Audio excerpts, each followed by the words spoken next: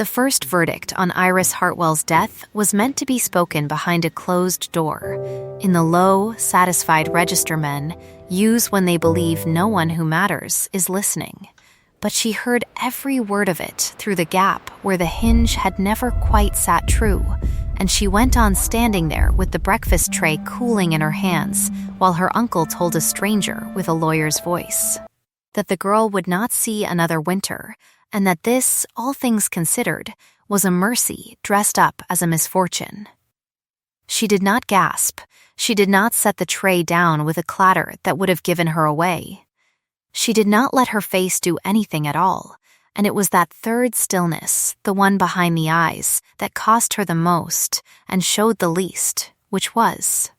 She would come to understand the entire design of the world she had been born into. Mount Street held itself very correctly that autumn of 1819, its windows lit gold enough at 7 in the evening to make a passerby slow his step and envy a family he did not know was already spending a dying girl's fortune, and the house behind those windows was handsome in the particular way of houses built to be looked at from the outside, rather than lived in from within. Every room on the good side reserved for people who were not her.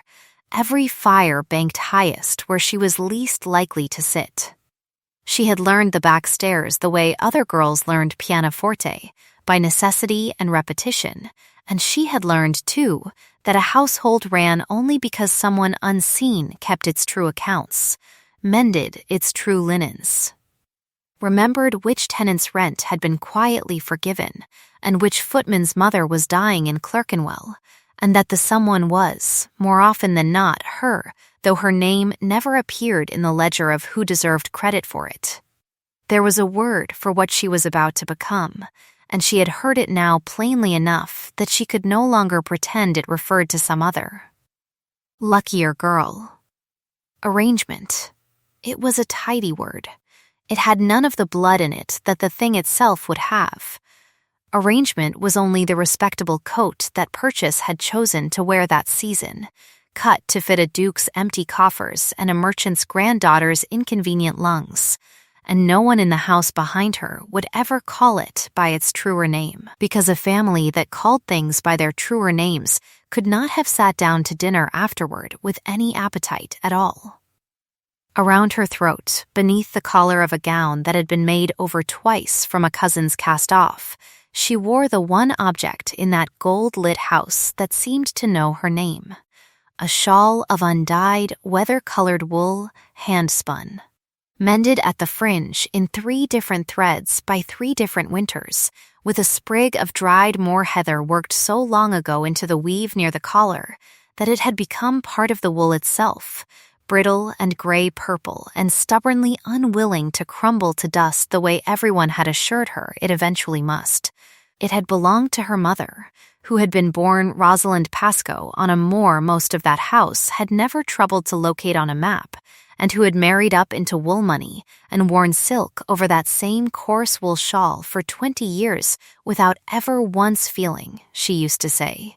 that the silk was the truer garment.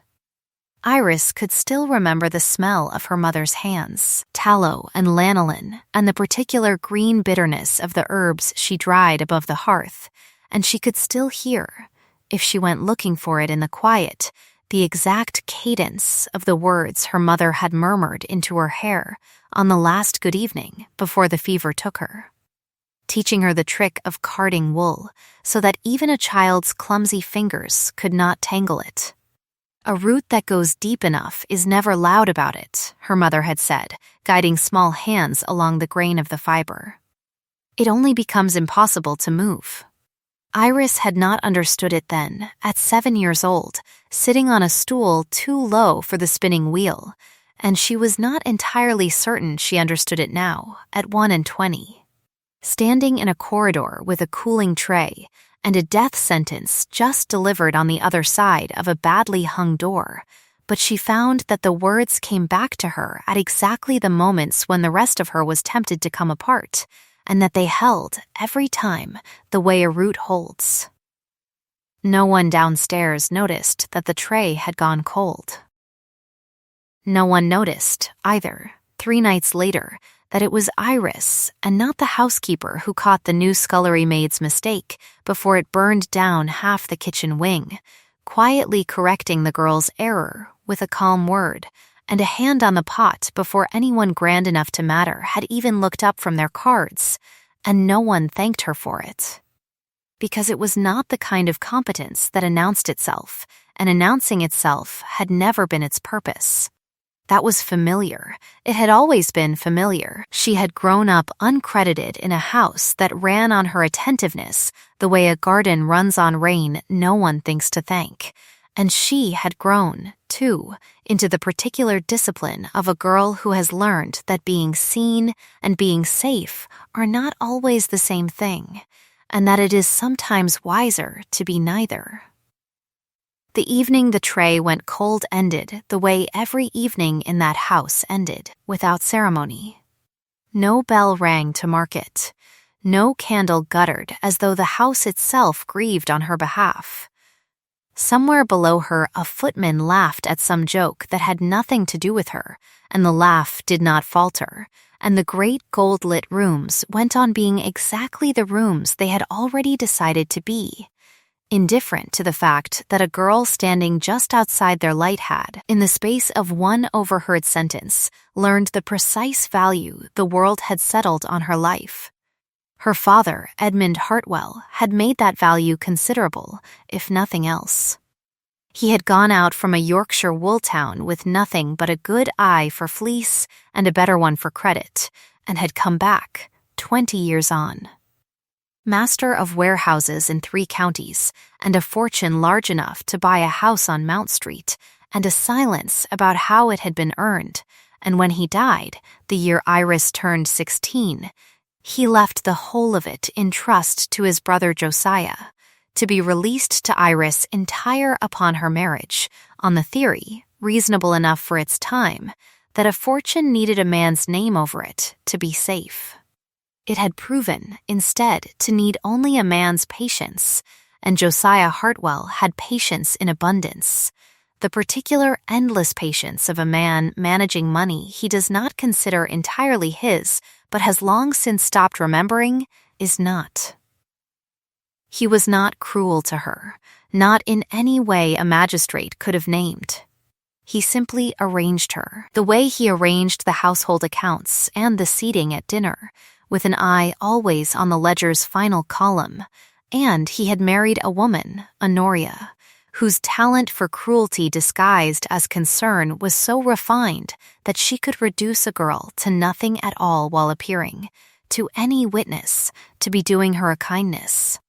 "It's such a relief," Honoria would say, refilling Iris's teacup with the solicitude of a woman tending an invalid, "that you needn't trouble yourself over a season, dear, given everything." And the given everything would hang in the air exactly as long as it needed to before Honoria moved gracefully on to some other subject, leaving the sentences teeth in without ever having bared them. The words sounded like tenderness. The pressure beneath them was not.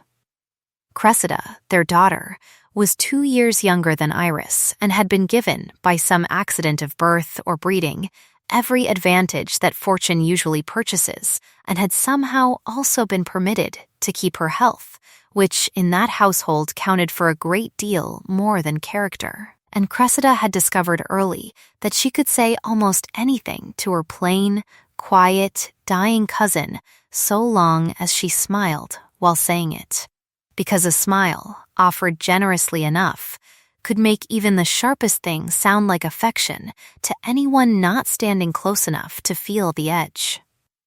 "How useful you'll be to somebody someday," Cressida told her once, over the top of a fan, at a small gathering neither of them had wanted to attend, and the room, or the small corner of it paying attention, laughed, not universally, but enough, because Cressida's wit was the kind a favored girl is permitted and a plain one is not, and permission, Iris had noticed, was the entire architecture on which that family's cruelty was built. It had been Dr. Mead, tall and grave and entirely certain of himself, who had first pronounced the word consumption over Iris the winter she turned 19, listening to her chest with an instrument and a face that had already decided the verdict before the examination began. And it was that pronouncement, repeated and elaborated upon in drawing rooms for 2 years afterward, that had quietly transformed her from an unmarried heiress with an unfortunate background in trade into something considerably more useful to her uncle, a girl whose fortune could be released early and cleanly to whichever gentleman was willing to marry a dying woman for her money and wait, discreetly, decently, for the inevitable. It solved everything, this arrangement, if one did not look at it too closely, and Josiah Hartwell had built a very successful life out of not looking at things too closely. He found his gentleman within the year.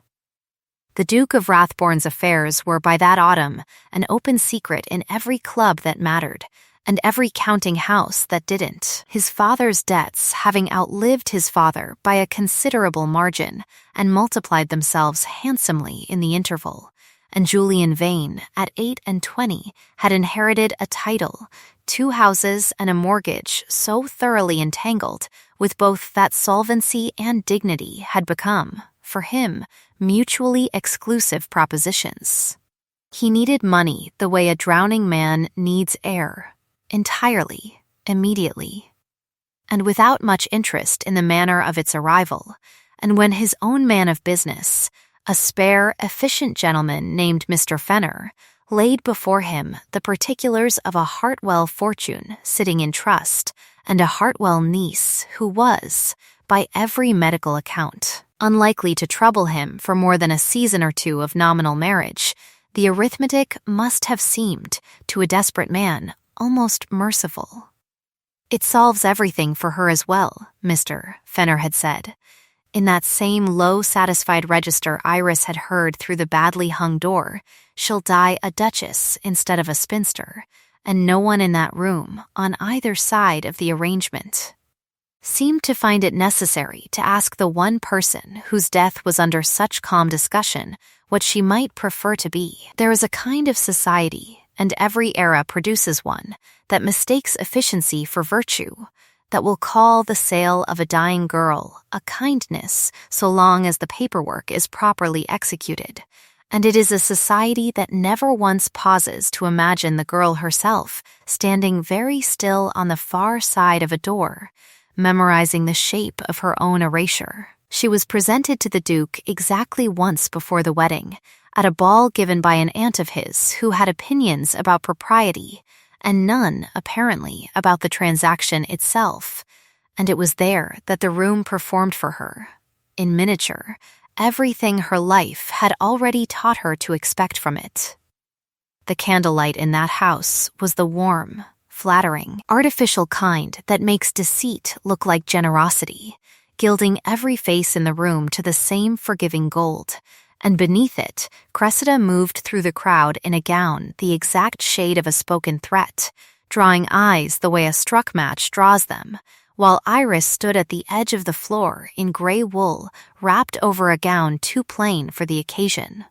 holding a fan she had no intention of using, present by right of blood and unwanted. Everyone in that room understood, in practice. Faces turned toward Cressida's laughter, the way flowers turn toward a sun they have mistaken for the true one. Faces turned away from Iris with the same unthinking obedience, not from malice exactly, simply from the long habit of a room that had learned where the light was and where it was not, and it was in that gap between the two that she first saw him, the Duke, standing very still near the far wall, with a stillness that was not shyness and was not boredom, but something more deliberate than either, a man who had learned as she had. That composure could be worn like armor in a room built to draw blood. He did not laugh at Cressida's wit when it turned, as it inevitably did, toward his intended bride. "Is it true, my lord?" Cressida asked him, with a smile bright enough to be mistaken for kindness by anyone not standing close enough to hear the knife inside it, "that you mean to take her to the Moor for her health?" Such devotion.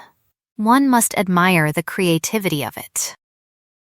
The room's laughter arrived on cue, not universal, but enough, and Iris felt the old, familiar heat climb her throat and settle there unspoken, and she gave the only answer she ever gave to such moments, which was no answer at all. A small, courteous inclination of the head that agreed with nothing and conceded everything the room wished to believe. Because a direct reply would only have fed the performance another line, and she had long since learned that the surest way to starve a cruelty of its audience was to refuse it the reaction it had been built to extract. It was not a question, that remark of Cressida's. It never was. The Duke's eyes moved to Iris then, briefly, and something crossed his face that she could not, in that gilded light and at that distance, have named not admiration, not yet, certainly not tenderness, but a kind of recognition all the same. The particular attention a man pays when he notices, almost against his own intention, that the quietest person in a room has understood every cruel thing said in it, and has chosen, out of some private discipline he does not yet have a name for, not to answer in kind. He crossed the room to her. It was 3 steps, no more, a distance so small it should have meant nothing, and yet the room's conversation thinned perceptibly as he closed it, the way a held breath thins a crowded space, because a duke's attention, however briefly given, rearranges the furniture of a room's regard, whether he intends it to or not. "You dance very well with silence, Miss Hartwell," he said, quiet enough that only she and perhaps Cressida, straining, could have caught it, and it was the kind of remark that could have been an insult or a compliment depending entirely on the ear receiving it, and Iris, who had spent a lifetime translating exactly such ambiguities, chose to hear it as neither, and answered him with the plain truth instead. "It is easier to dance with silence, Your Grace, than with an orchestra that plays only for other people." She regretted it instantly, the honesty of it, the way it left her a half-step further exposed than she had meant to stand. But he did not laugh. Not universally, and not qualifiedly either. He simply looked at her for a moment longer than propriety strictly required, and something in his face went very still in a different register than before, and then Mr. Fenner materialized at his elbow with some matter of business, and the moment folded itself back into manners, and the evening resumed, as evenings insist on doing regardless of what is just, quietly, been said inside them. A society that measures a woman's worth by her nearness to death will always mistake her dignity for resignation, and it very rarely troubles itself to learn the difference before it is too late to matter. The wedding, when it came, 3 weeks later, was a small, efficient thing, held by special license in a private chapel with a congregation that could be counted on 2 hands. No flowers beyond a single arrangement of white roses that someone, Iris never learned who, had chosen with what felt less like sentiment than accounting, a fittingly bloodless bloom for a fittingly bloodless bargain. She wore gray again, a new gown this time, but gray nonetheless, at her own quiet insistence over Honoria's objections that a bride ought to be married in something that did not look, her aunt's exact words, quite so much like mourning already begun, and she wore her mother's shawl beneath it, against her skin where no one would see it. Because if she was to be sold that morning, she intended at least to be sold with something of her own touching her heart while it happened. The Duke arrived on time, spoke his vows in a voice that gave away nothing, and did not once look toward her longer than the ceremony required, and if there was any tenderness in him that day, he kept it as carefully hidden as she kept her grief. 2 people standing 3 feet apart at an altar, each rehearsing an entirely private catastrophe behind an entirely composed face. There was no wedding breakfast worth the name. There was no toast that did not sound, beneath its courtesy, like a valuation. Josiah Hartwell shook the Duke's hand with the particular warmth of a man who has just sold something well, and Cressida kissed Iris's cheek and murmured, close enough that only Iris could hear it, that she did hope the Moor air would be bracing, and the pressure beneath the words was, as ever, entirely unmistakable to the one person meant to feel it, and entirely invisible to everyone else in the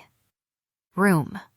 No one wept. No one made a scene worthy of a novel. There was no thunder over Mount Street that morning, no candle guttered in the chapel as if in protest. The music, such as it was, a single hired violin, simply finished its piece and began another. And the small congregation drifted out into an ordinary gray London morning that had not paused for a moment to notice that a girl's whole life had just been quietly signed away in it. They departed for the north within the week, the Duke citing, with a physician's authority borrowed rather than earned, the restorative properties of Moor air for a weak chest, and Iris understood well enough, riding beside a husband who spoke perhaps 40 words to her across 3 days of travel, that the Moor air was not, in truth, intended to restore anything at all, but to remove her. Cleanly and at a convenient distance from a life he had purchased and had no further use for beyond its purchase price. Cairnmore Hall stood where the last cultivated fields gave up their argument with the land and the true moor began. A gray stone house built low against the wind by ancestors who had understood, even if their descendants had forgotten, that the moor did not care for anything built too proudly against its sky. It had come to the Vane family through the Duke's mother's line and had been, by every visible sign, neglected for a generation, its windows shuttered on the north side, its gardens gone to bramble, its roof patched rather than mended, a house exiled from its own family's attention the way its new mistress was about to be exiled from hers.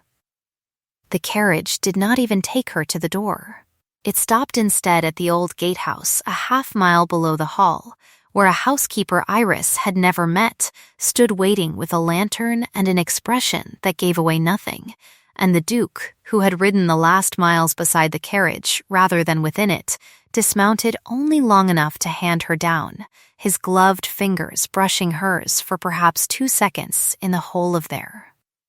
acquaintance thus far, and to say, in a voice that had gone entirely formal, that business in London required his return, and that the housekeeper would see to her comfort. She did not weep. She did not ask him to stay, though the question sat in her throat with a weight she would remember for the rest of her life. She did not give him, or the gathering dusk, or the wind already finding its way beneath her collar, the satisfaction of watching her come apart. "Take care of your health, madam," he said, and there was, beneath the formality, something that might almost have been discomfort, a man aware that he was doing an ungracious thing and unwilling to examine why he was doing it, regardless. And then he mounted again and rode back down the Moor road without once looking behind him, and the carriage that had brought her turned and followed, and within a quarter of an hour the only sounds left on that darkening gatehouse road were the wind moving through gorse that had never once needed anyone's permission to grow there, and the housekeeper's polite, uncertain inquiry as to whether her Grace would care to come inside before the weather turned. Her Grace. It was the first time anyone had called her that, and it landed, in that particular moment, less like an honor than like the final line of a joke the whole world had been telling at her expense. No storm broke over Cairnmore that evening to mark the occasion. No bell tolled from the distant village church. The Moor simply went on being the Moor, indifferent and enormous and entirely unbothered by the arrival of one small gray figure standing at its gatehouse with a trunk, a shawl, and a diagnosis that had followed her north like a debt collector. And it was that indifference, more than any cruelty a drawing room had ever managed, that came closest to breaking something in her. Until she remembered. standing very still with the wind pulling at her hem, that a root that goes deep enough is never loud about it. It only becomes impossible to move, and she found, to her own surprise, that she did not wish to be moved. By the following spring, word of the young Duchess's decline had made its polite, unhurried circuit through the drawing rooms that had sent her north to expect it, and the word, when it arrived, was decline in name only, for what was in fact occurring at Cairnmore Hall bore almost no resemblance to the fashionable dying everyone had budgeted for. The Moor air that had been prescribed as a euphemism for exile had turned out, against every physician's confident prediction, to possess a stubborn, unglamorous honesty of its own. Cold and clean, and entirely uninterested in London's opinions about what her lungs ought to be doing. And within it, and within the particular attentions of a herbwife's daughter named Nan Pascoe, who arrived at the Hall's kitchen door within a fortnight of the Duchess's arrival, bearing a basket of dried coltsfoot, and a familiarity that startled Iris before she understood its source. Something in her had simply, stubbornly, begun to mend. "Your mother was my grandmother's cousin," Nan told her plainly, setting the basket on the kitchen table as though this settled everything. Which, in the Moor's own arithmetic, it very nearly did. "We've been waiting a long while for a Pascoe woman to come home, even one married into it sideways. It was Nan who taught her which teas eased the cough and which merely masked it. Nan who walked with her along the low paths until the walks grew longer and the coughing grew rarer. Nan who laughed, warm and unguarded, and entirely without London's careful cruelty, at things that were actually funny, rather than at things that were merely convenient to mock. And it was Nan, too, who said aloud, one gray afternoon over the drying racks, the thing Iris had not yet permitted herself to think in words. "He left you here to die quietly," Nan said, not unkindly, simply stating the shape of the thing, and instead you've gone and started living. Someone ought to tell him. Iris had no answer for that, beyond a small, private smile she did not examine too closely, and Nan, watching her not answer with the particular satisfaction of a woman who has just landed an observation she knows cannot be rebutted, said nothing further and let the silence do the rest of the work. The Dowager Duchess, Augusta Vane, widow of the old Duke and grandmother to the new one, kept to the dower wing of Cairnmore Hall by her own long-standing preference, having found, some years before, that a wild moor suited her considerably better than a fashionable drawing-room ever had, and she received the news of her grandson's abandoned bride with an expression that gave nothing away until the evening Iris, newly arrived and still gray-faced with cold and grief, was brought before her for the obligatory courtesy. At which point the old woman took one long look at the girl standing very straight in her worn shawl and said, without preamble, "Sit down, child. You look as though you've been carrying something heavy for a great many years without once being allowed to put it down." It was the first unguarded kindness anyone had offered Iris since her mother died, and it undid her more completely than any cruelty ever had, though she permitted herself, even then, only the smallest, most private measure of tears, because a lifetime of practice does not unlearn itself in a single evening, no matter how kind the room has suddenly become. The Dowager believed her, entirely and immediately, every quiet account of Mount Street and its arithmetic, without once demanding the proof a more cautious relation might have required, and she said, tapping her cane once against the flagstones for emphasis, that she had buried one husband and outlived 2 seasons of London's opinion of her, and had found both considerably more bearable than a lifetime of being agreeable, and that Iris would do well to learn the same lesson a good deal faster than she had. Under that unlikely triad of an old woman's blunt affection, a kinswoman's practical friendship, and a Moor's own indifferent honesty, Iris did what no one on Mount Street had thought to budget for. She began, by inches, to bloom. The gardens, which had been bramble and neglect when she arrived, became by that second summer a modest riot of things that had no business surviving a Moor's wind, and did so anyway. Heather transplanted from the wild ground beyond the wall, and roses coaxed up a south-facing stone that had clearly been waiting a generation for someone to ask anything of it. And Iris found. Working the cold earth with hands that had once only ever managed other people's ledgers unseen, a competence in herself that no drawing room had ever thought to look for. The estate's steward, a Mr. Dunmore who had grown comfortable in the long absence of any vein willing to check his accounts, discovered rather too late that the new Duchess possessed both a merchant's eye for a ledger and a will considerably harder than her soft voice suggested, and within the year the tenant farms that had been quietly failing under his indifferent management were paying rents again. Roofs were mended before winter rather than after, and a village that had watched 3 generations of Vanes treat Cairnmore as an inconvenience began, cautiously, to speak of the young Duchess the way one speaks of weather finally turning fair.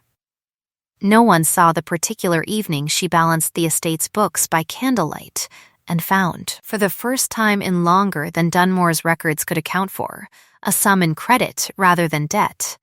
and told no one but the Dowager, who received the news with a dry, satisfied nod and the observation that competence unwitnessed was still competence, and that the world had a bad habit of only crediting the second kind.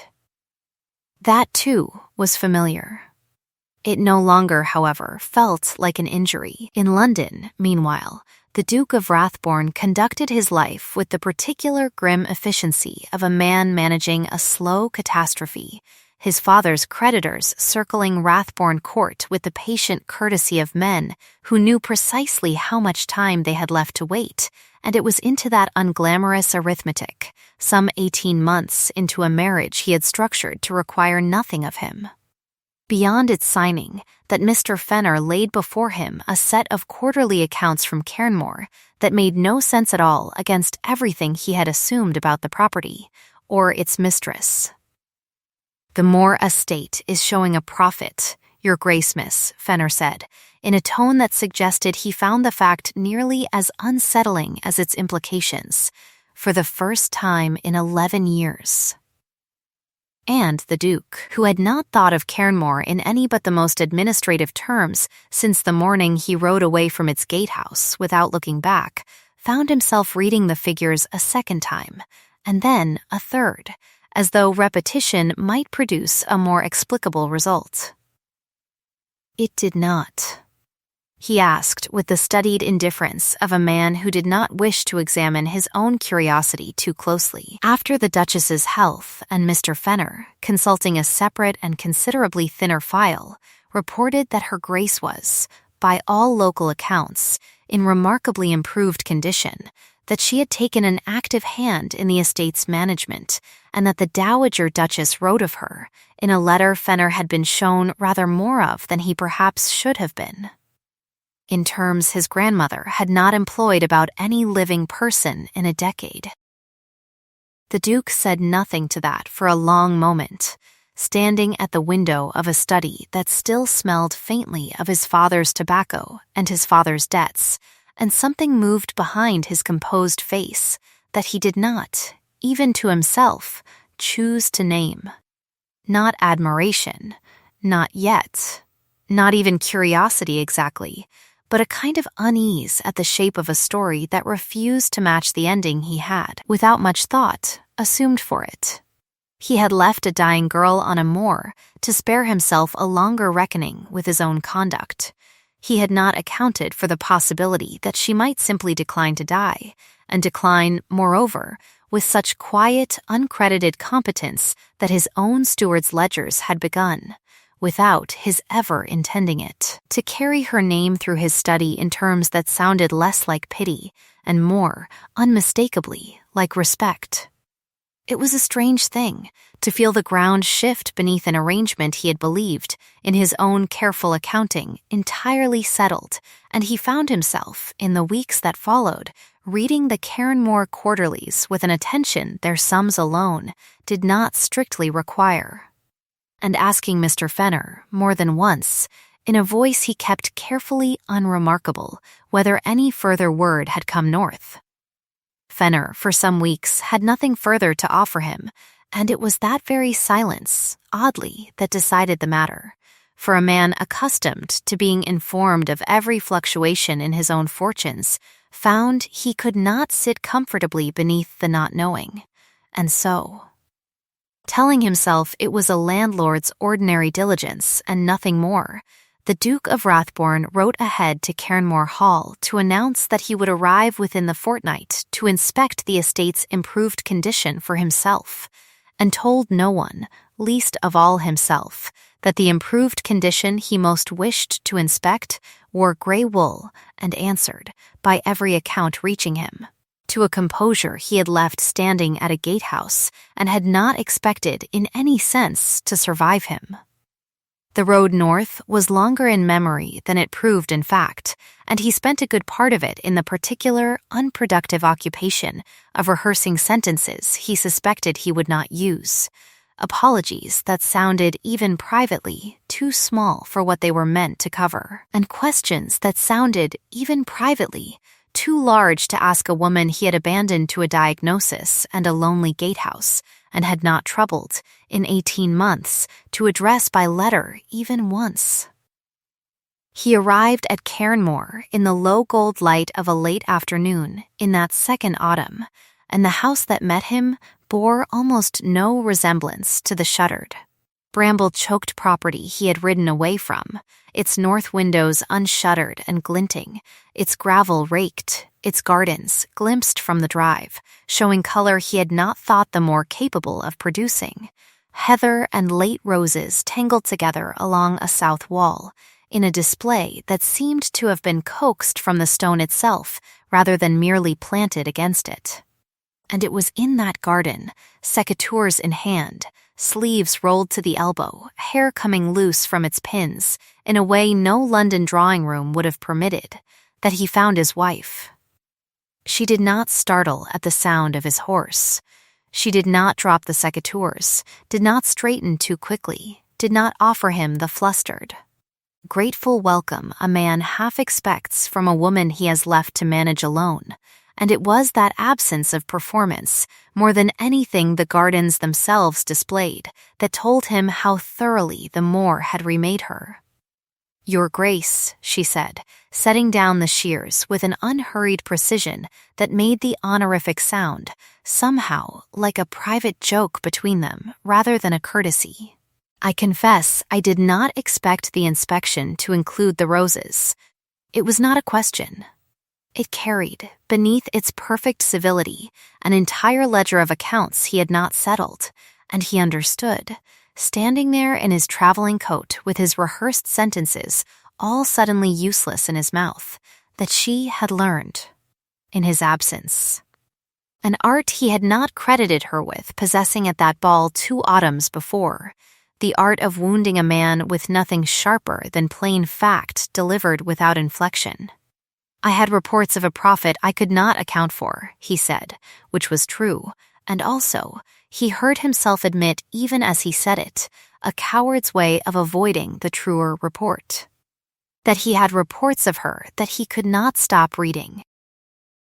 She looked at him then, fully, for the first time since he had dismounted, and something crossed her face too briefly to name. Not forgiveness, not yet, and certainly not the reproach he had, in some private corner of himself, almost hoped for, because reproach could at least have been answered, whereas what she offered him instead was only a level,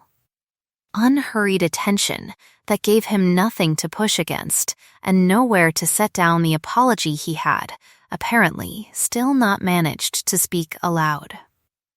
The dowager received him at dinner with the particular dry affection of a grandmother who has decided, in advance of any evidence, to be unimpressed by whatever her grandson has to say for himself. And it was over that dinner. Candlelight warm on old silver that had clearly been polished by someone who cared for it rather than merely by someone paid to,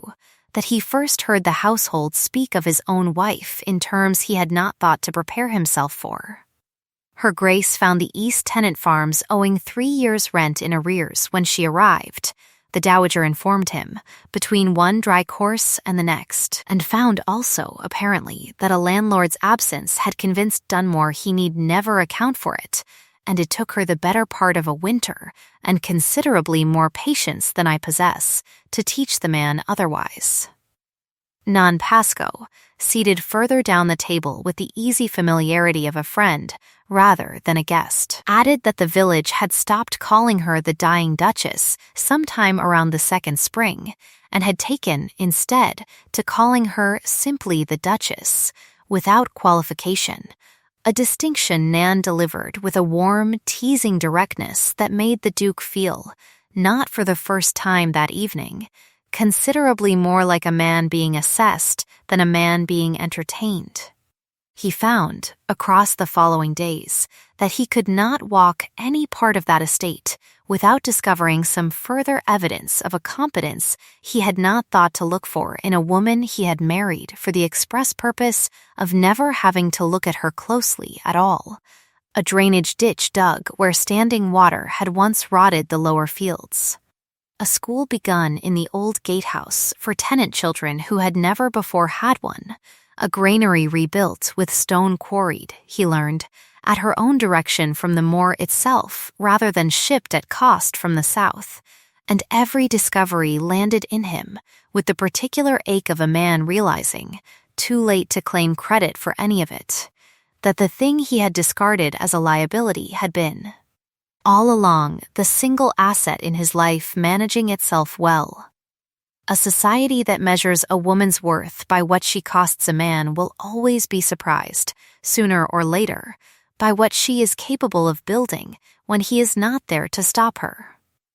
There was an evening, toward the end of that first week, when a neighboring landowner, a Sir Aldous Renfrew who farmed the valley below Cairnmore and had opinions about a duchess who dirtied her own hands among the roses, made some remark over cards about her Grace's unusual talent for husbandry, delivered with just enough smile to pass, in company, for wit, and the Duke, who had said very little all evening and had watched, with an attention he did not examine too closely, the small tightening at the corner of his wife's mouth that no one else at the table seemed to notice, set down his cards and observed, in a voice that had gone very quiet and very final, that he was not aware Sir Aldous' own valley had returned a profit in the 11 years his family had held it, and that he would be obliged to hear at some future date how Sir Aldous proposed to manage such a feat himself before troubling to instruct anyone else in the art.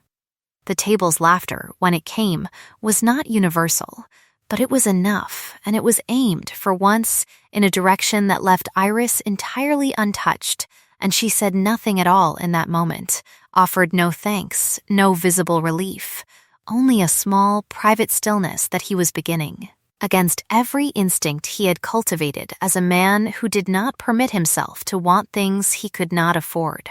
to recognize as her particular way of saying more than words aloud. It was not admiration he felt, watching her across that table, not yet, he told himself, and told himself again more firmly a few nights later, when he found himself standing at his bedroom window past midnight, watching a single lit window in the east wing where she was known to keep late hours over the estate's accounts. But it was, at the very least, a recognition he could no longer dismiss as mere curiosity, the particular unsettled attention a man pays when he has begun, without quite deciding to, keeping a private ledger of a woman's worth that has nothing to do with pounds and considerably more to do with the exact angle of her chin when she declines to be wounded. He left again after a fortnight, business at Rathbourne Court no longer avoidable, and the leaving, this time, cost him something the first departure never had, a fact he registered only as a low, persistent discomfort somewhere beneath the sternum that he chose, for the length of the journey south, not to name. "Take care of your health, madam," he had said at that first gatehouse. A formal nothing offered to a stranger he expected never to see thrive.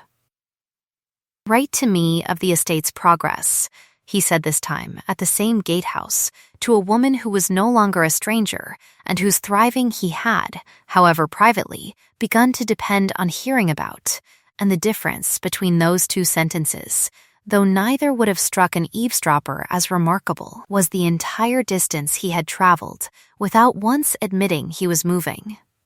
She did write to him, in the months that followed, brief and businesslike at first, quarterly figures and tenant matters set down in a plain, upright hand that betrayed, if one looked closely enough, a slight leftward slant on every downstroke.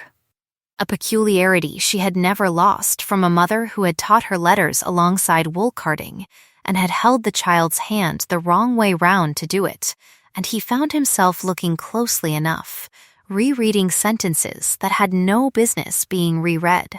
a line about the granary's new roof, a dry aside about Sir Aldous' continuing opinions, a single, unguarded admission. Buried in the middle of an otherwise unremarkable paragraph about drainage, that the moor in autumn smelled the way she imagined contentment might smell if contentment had a scent at all. He answered her letters longer than the matters they addressed strictly required, and told himself the lengthening was mere thoroughness, and knew by the third exchange that he was lying to himself in a manner he had not practiced since boyhood. It is a particular kind of courtship, conducted at 60 miles remove through the medium of tenant accounts and dry observations about difficult neighbors, and it is no less a courtship for wearing the modest coat of correspondence rather than the finer one of a ballroom, though neither party, in that long second year,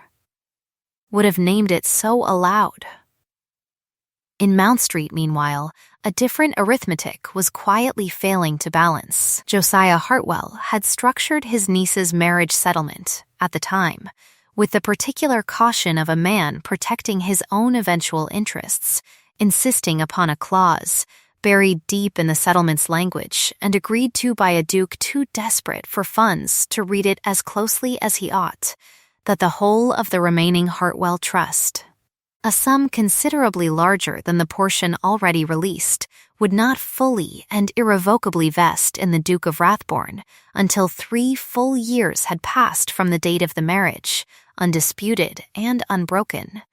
A safeguard, Josiah had told himself at the time, against precisely the sort of hasty ruin a desperate duke might otherwise visit upon a dying girl's fortune. He had not accounted, in drafting that clause, for the possibility that the girl in question would not die, and that her thriving, once the 3 years elapsed, would place the whole of that remaining fortune permanently and completely beyond his reach, with no further claim, no further guardianship, no further hand on the ledger of a niece who had once been so conveniently his to manage.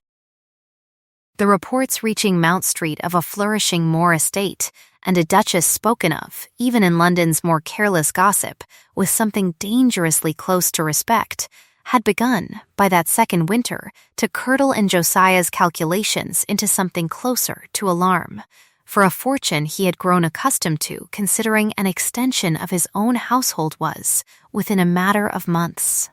about to become permanently someone else's, and there is no arithmetic quite so motivating to a certain kind of man as the sight of money passing, cleanly and legally, out of his hands forever.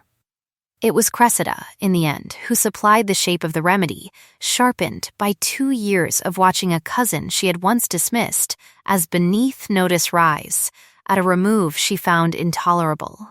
in exactly the estimation Cressida had always assumed was reserved for herself alone. There is, after all, she observed to her father over a private supper neither of them troubled to record, a considerable difference between a dying girl and a thriving one, and no one in London has laid eyes on her in 2 years to confirm which she has actually become. It took Josiah's lawyer, a man practiced in the particular art of constructing doubt from very little material, less than a month to produce the document that arrived at Rathbourne Court on a wet morning in that third autumn, a sworn affidavit procured from a traveling physician of dubious credential who claimed to have called upon Cairnmore Hall the previous spring under an assumed pretext, and who deposed that the woman received as the Duchess of Rathbourne bore no resemblance whatsoever, in coloring, in bearing, or in any identifying mark, to the description of Iris Hartwell recorded by Dr. Mead at the time of her original diagnosis. Raising the grave possibility, the affidavit concluded, in language Josiah's lawyer had chosen with considerable care, that the true Duchess had in fact perished at Cairnmore within months of her arrival there, and that a substitute, drawn perhaps from among her mother's Lowmore kin, had since been maintained in her place to continue drawing upon a fortune to which she held no legitimate claim at all. It was not, on its face, an accusation of the Duke's complicity. The document was careful to note that possibility only in the gentlest, most deniable of phrasings, but its intention required no great subtlety to read. A threat wrapped in the respectable coat of concern,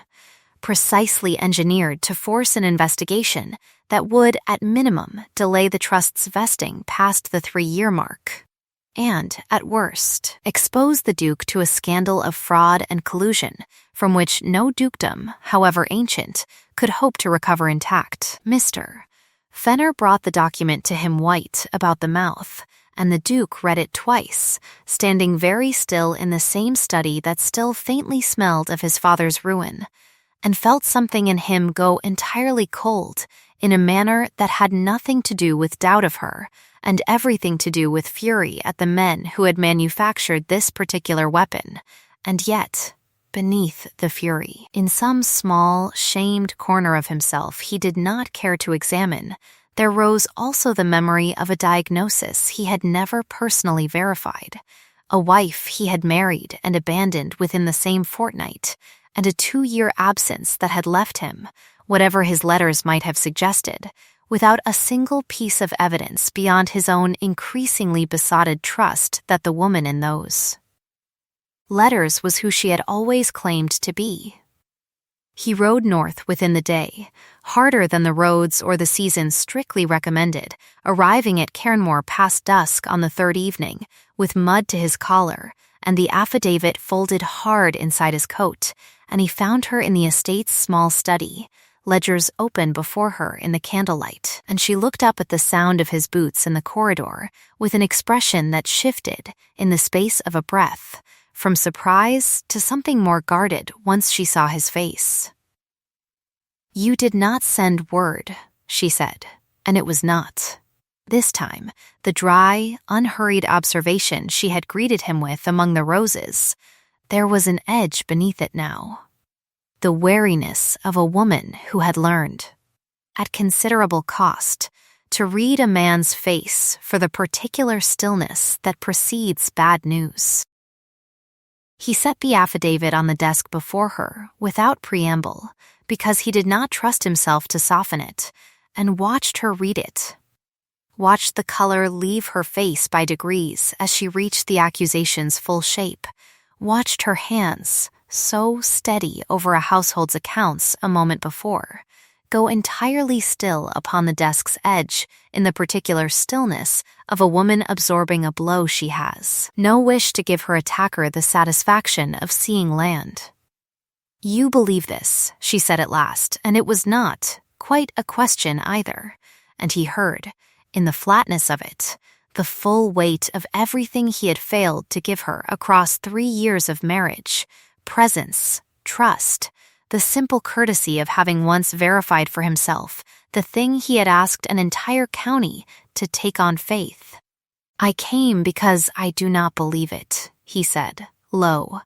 and then, because the words, once begun, refused to stop themselves, "I came because I could not sit 60 miles away and not know for certain, and I could not forgive myself for needing to come at all, and I came because whatever I once was fool enough to leave behind at a gatehouse 3 years ago, it was never, not for one single day since. A woman I doubted. It was, he would realize later, the nearest thing to a confession he had yet permitted himself, and she heard it. He could see her hear it, something in her face loosening by the smallest fraction before the wariness reasserted itself. Because a fraction of honesty, offered 3 years too late, and still hedged about with the word forgive, was not. She had learned the hard way. The same thing as being fully believed. It was the dowager, summoned by the raised voices, who arrived in the study doorway in her dressing gown with the particular unhurried authority of a woman who had long since stopped needing to raise her own voice to be obeyed, and who took one look at the affidavit and one look at her grandson's face and pronounced, before anyone had thought to ask her opinion, that she had examined this girl's identifying marks herself on the very night of her arrival, in the presence of Dr. Andrews, who had recorded them in his own hand for the household's medical ledger, and that no traveling physician of any credential whatsoever had ever, to her certain knowledge, set foot past Cairnmore's own gate in the whole of the intervening 3 years. Fetch the ledger, she instructed Nan, who had appeared in the corridor at the noise and needed no second telling, and while they waited, in a silence stretched thin enough to hear the wind working at the shutters, Iris, without being asked, without offering any defense at all beyond the simple fact of her own body, pushed back the sleeve of her gown and turned her left wrist to the candlelight, showing a small pale crescent scar at the base of her palm. "My mother's spinning wheel," she said, quietly, "when I was 7, the same evening she taught me the only thing she ever taught me that mattered, and it is, I am told, precisely the mark Dr. Mead recorded before I ever left London, should anyone care to compare his notes to the ones your grandmother is about to produce." Nan returned within minutes with Dr. Andrews's ledger, its pages foxed but its ink unmistakably dated, and the dowager laid it open beside the affidavit and read aloud,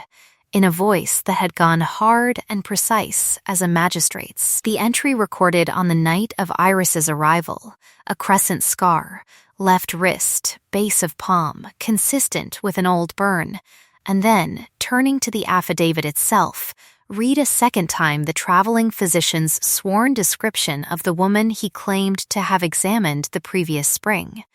A woman he described, in some detail, as having taken tea with him in the estate's east drawing room.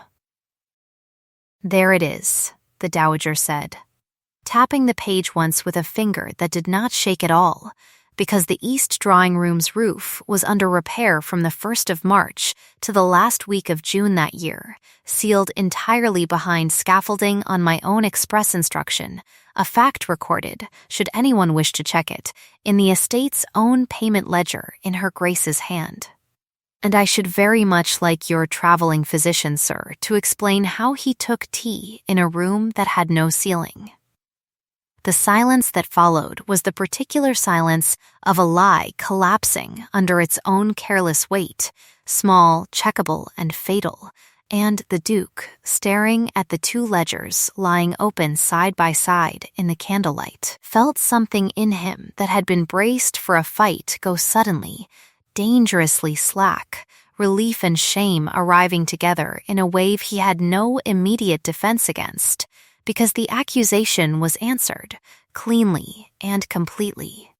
And yet the answering of it had done nothing at all to undo the fact that he had ridden 60 miles carrying, however unwillingly, however briefly,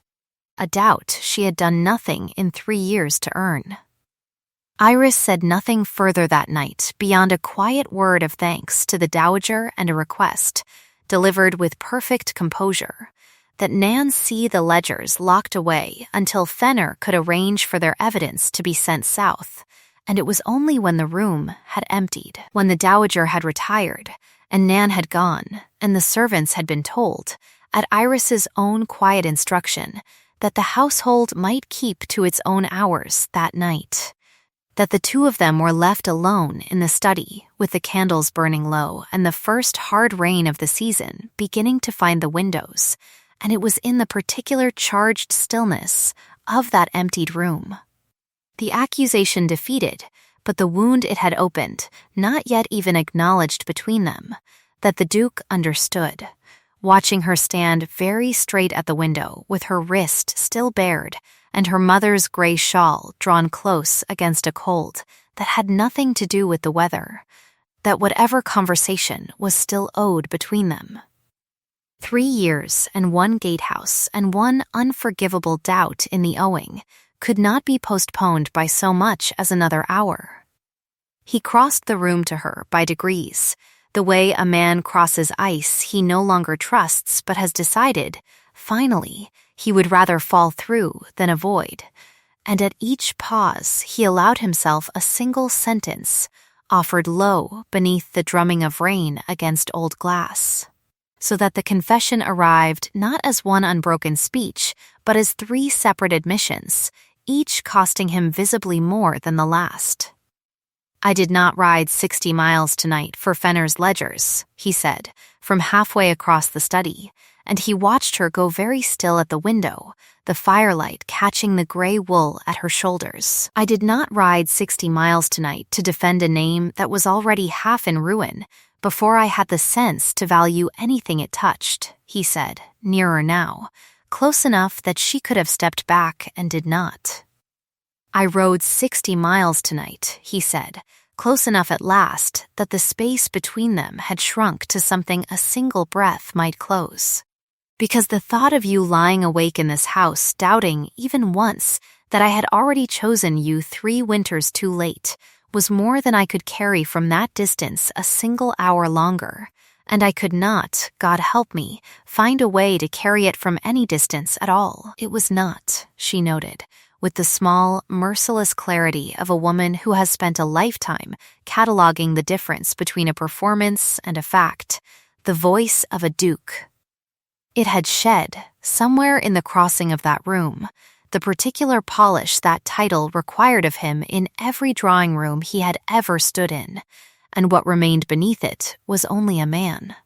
Tired and rain-damp and entirely undefended, and she understood, hearing it, that this was the voice Cairnmore's household had glimpsed only in fragments across 3 winters, and that London in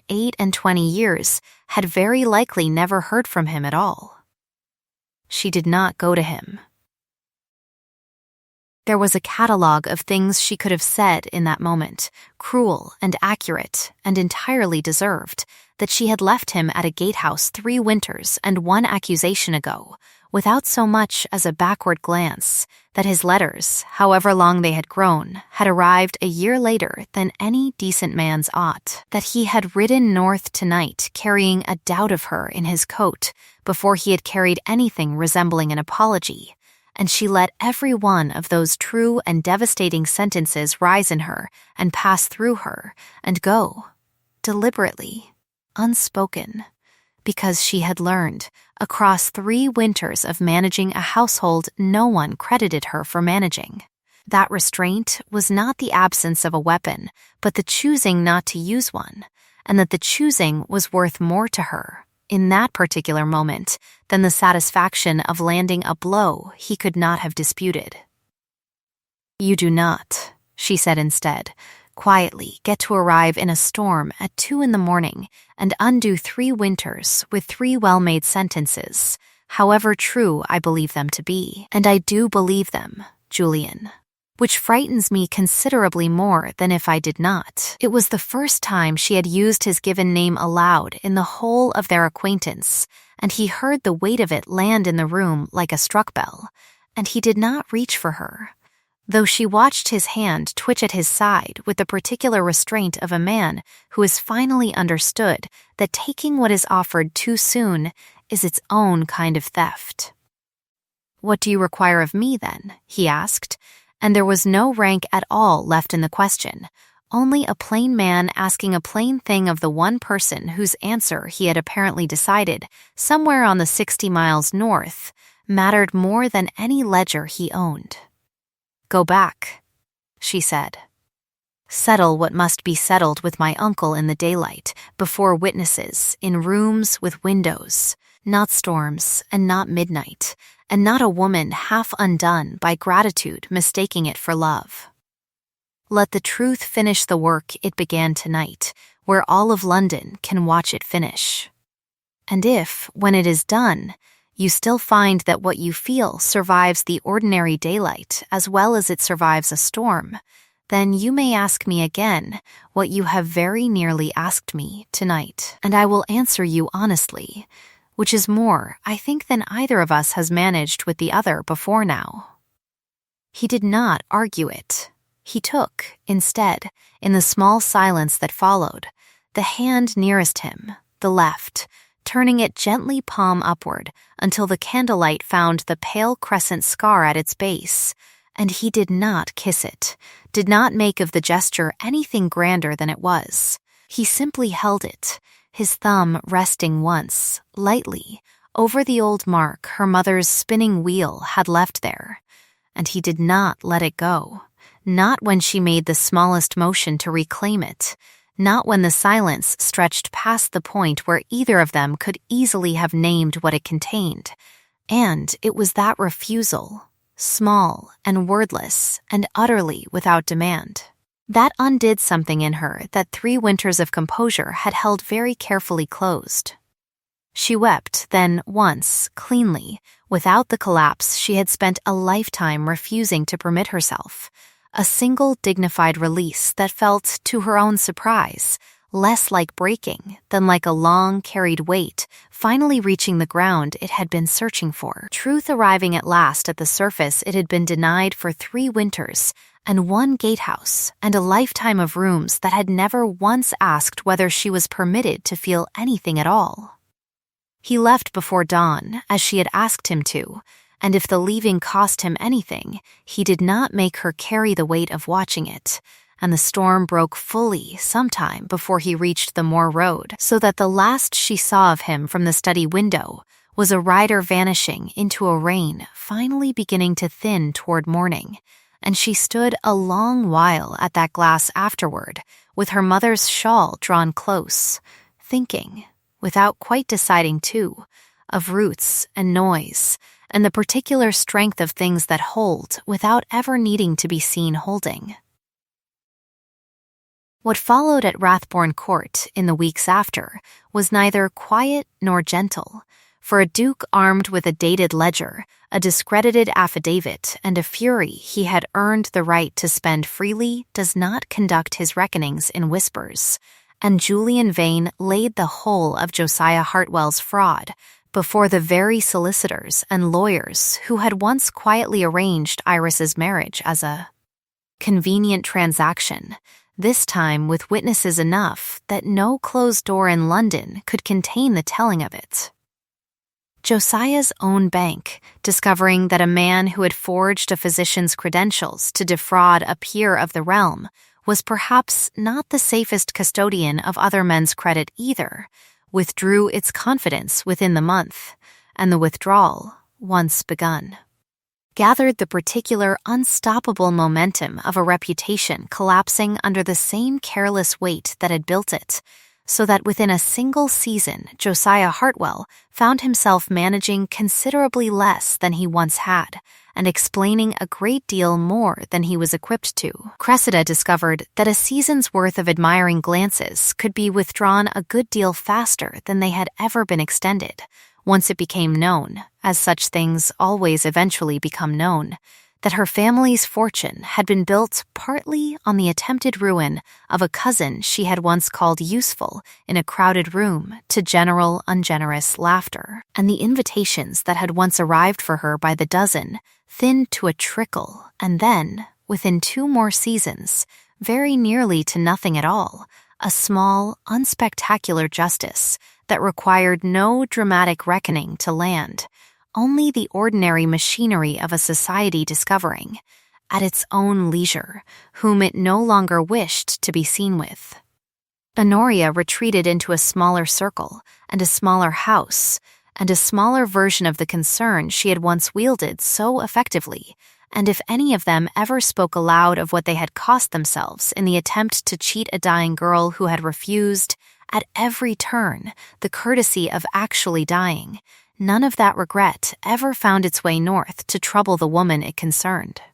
She waited through that autumn and into the turning of a third winter, tending gardens that no longer needed her hands quite so constantly, and a school in the old gatehouse that had grown, by then, to a dozen tenant children who could read, and she told herself, with the same discipline that had carried her through every other waiting of her life, that she required no letter, no summons, no further proof beyond what she had already been given, and she told herself this so often and so firmly that she very nearly believed it, until the evening the dowager, watching her set down an unread newspaper for the third time in an hour, observed dryly that a woman who has spent 3 winters learning not to wait for rescue ought not now waste a 4th waiting to be fetched, when the roads, so far as anyone at Cairnmore was aware, ran in both directions. It was not admiration exactly that moved through Iris at that remark, not gratitude, not even permission, precisely, since she had never in 3 winters required anyone's permission for anything that mattered, but it was, unmistakably, recognition of a truth she had been too careful,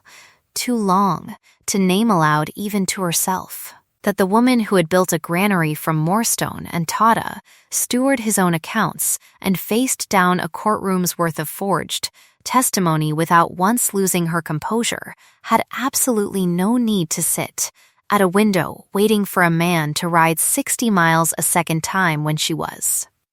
entirely capable of riding them herself. She left within the week, on a gray mare Dunmore had raised from a foal, with her mother's shawl pinned openly at her throat rather than hidden beneath her collar, worn now the way her mother had always worn it, as a plain declaration rather than an apology, and she rode south through weather that thickened, by the second day, into the same driving rain that had once lashed the windows of a moorland study, arriving at the gates of Rathbourne Court in the deep hour before dawn with mud to her hem and rain in her hair, and an unhurried, unmistakable composure that made the startled gatekeeper, roused from his lodge at that impossible hour, step back and let her through without so much as asking her business. Because there are some arrivals a household simply recognizes, in its bones, as belonging. It was not a footman who found the Duke that morning, but the sound of hooves on his own gravel at an hour no ordinary caller would have chosen, and he came down into the hall himself, coat half-fastened, hair unbrushed, every inch of practiced composure abandoned somewhere on the stairs, to find her standing just inside his own doorway, with rain still dripping from the hem of her cloak and the gray shawl at her throat, and for a long moment neither of them said anything at all, the whole of the house holding itself very still around them, the way a room holds its breath when it senses, correctly, that it is about to witness something it will be asked to remember. "I did not come," she said finally, into that stillness, "because the trust vests in 3 days, and I wish to be certain of my own fortune before I spoke to you again." He said nothing, only watched her, and she went on, steady, the words arriving now with the particular clarity of a speech long rehearsed in the saddle across 60 miles of rain. "I did not come, because your grandmother suggested the roads run in both directions, though they undoubtedly do. I did not come because a woman ought to arrive dramatically at a gate to prove a point to a man who has already, by his own account, chosen her. I came," she said, and here her voice, for the first time in the whole of that long recitation, allowed itself to soften, "because I have spent 3 winters discovering that I am entirely capable of being wanted by no one at all, and surviving it handsomely. Gardens and granaries, and a schoolroom full of children who call me nothing worse than her grace. And I find, having proven that to my own satisfaction beyond any further doubt, that I would still very much rather be wanted, quietly, by you, on an ordinary morning when no storm and no accusation and no ledger requires it of either of us, wanted simply because it is Tuesday, and I have walked into the room. He crossed the hall to her in 3 steps this time, no increments left in him to spend, and he did not offer her the anaphora he had rehearsed on the ride he had not, in the end, needed to make. He offered instead the only version of it the moment required. Not because it will restore the trust, he said, low, his hand finding hers and closing over the small pale scar he had learned to recognize as hers alone. Not because it will silence what remains of your uncle's disgrace. Not because any dukedom, any ledger, any watching world requires it of either of us any longer, but because when no one at all was watching, on an ordinary Tuesday 60 miles from anyone who might have applauded either of us for it, I found that the whole of what I wanted was for you to walk into whatever room I happened to be standing in. And I am asking you now, freely, with nothing left to gain and everything already lost that a lesser man might have wished to keep, will you have me? Yes, she said, and did not make him wait for the rest of it, because I wish it, and there is no other reason left standing that either of us requires. What the wind did outside Rathbourne Court's gates in the last hour before that dawn, no one troubled afterward to record. But the rain, by the time the sky over the eastern park had begun to pale from black to the deep bruised gray that precedes true morning, had thinned to a fine mist, and somewhere past the 7th hour the first clean light broke fully over the wet gravel, catching the 2 of them still standing exactly where the hall had left them, her hand still inside his, neither one, by then, in any particular hurry to be the first to let go. By the following spring, word of the settled matter had traveled the same circuit that had once carried, with such satisfaction, the news of a dying girl's convenient marriage, though this time the circuit carried something considerably harder for Mount Street to digest gracefully, the full account of a forged affidavit, a discredited physician,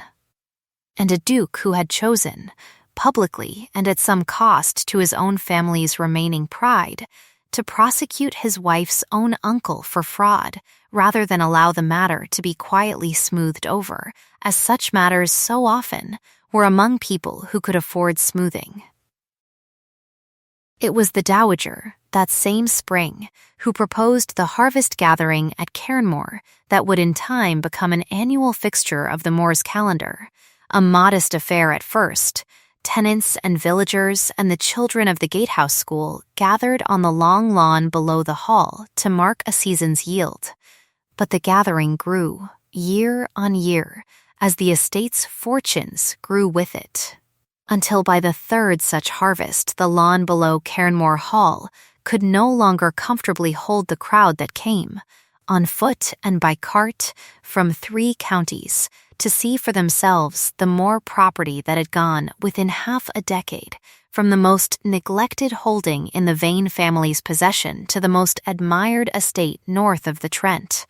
its granaries full, its tenant school turning out readers and reckoners the county had begun, cautiously to envy, its gardens, tended still by the Duchess's own hand whenever the season allowed it, spilling heather and late roses down the south wall in a display visitors traveled some distance simply to see. A moor in bloom, where every physician in London had once confidently predicted only a grave. Sir Aldous Renfrew, who had learned rather more humility in the intervening years than he had ever expected to require, brought his own daughters each season to be shown through the gatehouse school by Nan Pascoe, who had been given, at Iris's own particular insistence, the running of it entire, a herbwife's daughter become, within a few short years, the most trusted teacher on the moor, and the 2 of them, Iris and Nan, could often be found on harvest mornings walking the school's youngest pupils between the rows of blooming stock, kinswomen twice over now, by blood and by choice both. It was at the 4th such gathering, on an evening when the last of the light had gone gold over the moor and the crowd had settled, full and easy, upon the grass to hear whatever the Duke customarily said before the dancing began, that Julian Vane climbed the low stone step at the lawn's edge that served the gathering as a kind of stage, and the crowd's talk thinned the way a held breath thins a room. Mothers hushing children, old men setting down their cups, until the whole gathered lawn had turned its face toward him the way flowers turn, without quite meaning to, toward whichever light has proven, over seasons, to be the true one. "There was a season," he began, and his voice, though it carried easily across that whole crowded lawn, had none of the cold formality that had once been his only register in rooms exactly this size, when half of London and, I am ashamed to say, the whole of my own household, believed that the woman standing beside me tonight was worth counting only for the fortune attached to her name and the brevity of the time she was expected to hold it. They called her in the politest company an arrangement, as though a marriage entered for gain and a marriage entered for love were the same word wearing different coats. And I confess I believed the politer version of that lie myself, for longer than I am proud to admit, standing at a gatehouse not 60 miles from where I stand tonight, riding away from the truest asset I would ever own, and calling it, to my own shame, a kindness. "They were wrong," he said, and let the two words stand alone in the evening air a moment before he went on. "And I was wrong longest and worst of anyone, because I had the nearest view of the truth and still required 3 winters, a storm, and a forged accusation to see it plainly. She built, with her own hands, and a competence no drawing room ever thought to credit her with, a school where there had been none, a granary where there had been ruin, a garden where there had been only bramble, and a family's careless neglect, and she did every part of it first without a single soul watching or thanking her for it. Because that, I have since learned, is the truest measure of a person's worth, not what they do for applause, but what they do when applause is nowhere in the room." "Her own mother," he said, and here his voice caught, briefly, on something the crowd was too well-mannered and too genuinely moved to remark upon, used to tell her that a root grown deep enough is never loud about it, it only becomes impossible to move, and I have watched that particular prophecy fulfill itself on this moor for 5 years running. In fields that once lay fallow, and in a schoolroom full of children who will grow up, unlike their fathers, unafraid to read their own contracts. "I am not a man given to speeches," he said. And the crowd, gently, forgave him the small untruth of it, with a ripple of warm laughter, not universal in its cause, but entirely universal in its affection. But I find I owe this gathering, and the whole of this moor, one honest sentence before the dancing begins, which is that the woman they once dismissed as useful, as an arrangement, as a convenient dying girl attached to a fortune, was in fact the most valuable thing that has ever belonged, however briefly and however undeservingly, to my name. And I should like it recorded, before witnesses enough that no one may later claim I said it only in a storm at midnight, that she was always, from the very first evening I failed to notice her, worth believing in. The applause that followed was not the qualified, half-earned laughter a rival's cleverness might once have purchased in a London drawing-room. It rose instead whole and unrehearsed from every corner of that lawn at once, tenants and children, and an old dowager wiping her eyes with a fierce, unapologetic pride, and Iris, standing beside him in her mother's gray shawl, worn openly at her throat, exactly as her mother had once worn it, found that the tears that came to her then required no discipline at all to permit, because they arrived not as collapse, but as the last of a truth long overdue finally reaching daylight. Let them talk, she thought, watching the crowd that had once, at a different gathering in a different county, laughed not universally but enough at her expense, and thinking now of the very different crowd that surrounded her. Because there had always been more people willing to watch a woman fall than to witness her rising, and she found, at last, standing on that harvest lawn with her husband's hand, finding hers exactly the way it had found it in a rain-wet hall 3 years before, that she no longer required either kind of audience to know precisely what she was worth. It was not, in the end, a perfect marriage. No marriage built from such uneven beginnings ever entirely mends the whole of what those beginnings cost. There remained, between them, evenings when an old silence surfaced without warning, a gatehouse neither of them ever fully stopped remembering,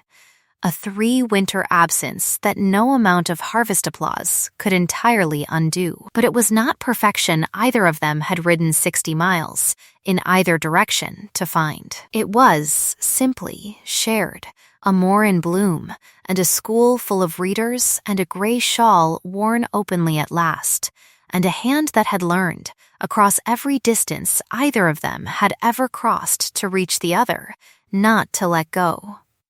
And when the dancing began that evening, and the last light finally gave itself over to a clear, star-scattered dark,